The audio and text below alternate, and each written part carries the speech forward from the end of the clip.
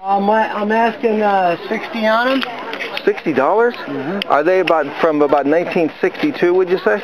I would say around that era, or maybe a little sooner. Maybe from about 57 through about 62. Ah, do you know, is that made by Wham-O? I'm not sure if it was Wham-O. I don't think it was Wham-O. No, it doesn't have a mini on it.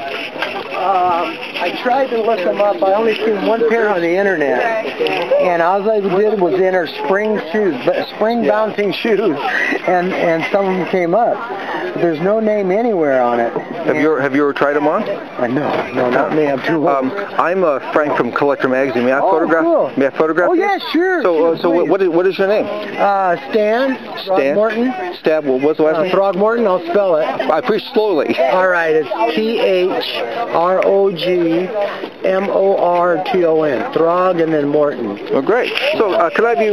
Yeah. Kind of hold them up. Yeah, hold them up. Okay. All right. Hold them up like cool. that. Like this. Yeah.